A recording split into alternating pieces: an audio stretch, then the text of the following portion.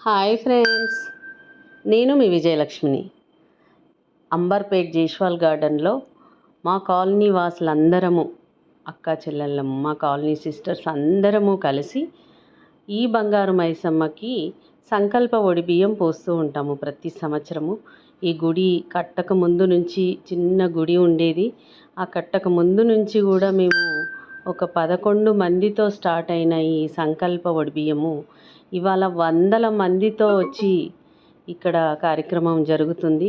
సంకల్ప ఒడిబియ్యం అనగానే ఏంటి అనుకుంటున్నారా?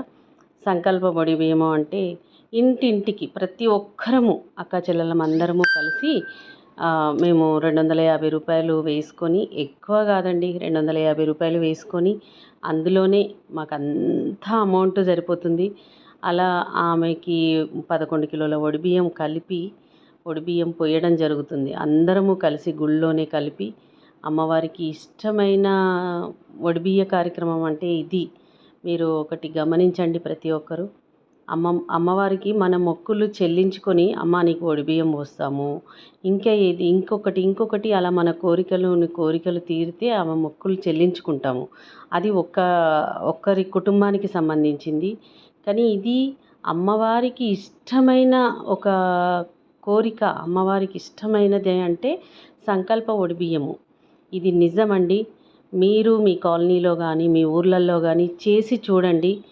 అక్కడ ప్రతి ఒక్కరూ ఎంతో సంతోషంగా ఉంటారు, ఆనందంగా ఉంటారు. ప్రతి గ్రామం ఇలా మీరు ప్రతి ఒక్కరూ చేసుకోండి. ఇలా ఒడిబియ్యం పోసిన తర్వాత హారతులు ఇవ్వడము, ఆ తర్వాత మేము ప్రతి సంవత్సరం గుడి జరిగిన తర్వాత ప్రతి ఇయర్ వార్షికోత్సవం జరుగుతుంది. అదే రోజు ఈవినింగ్ మేము ఇలా సంకల్ప ఒడిబియ్యం కార్యక్రమం చేసుకొని అమ్మవారికి మంచి హారతులు, ఇలా అక్క చెల్లెళ్ళం ఇలా కలిసి ఒడిబియ్యం పోయడంలో ఎంతో ఆనందంగా ఉంటుంది.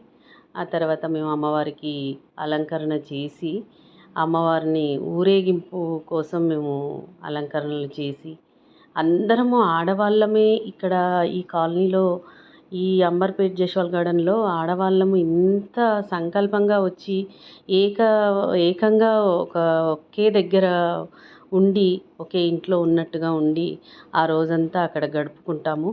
అమ్మవారి దయతో మమ్మల్ని అందరినీ బిడ్డల్లాగా చూసుకుంటుంది.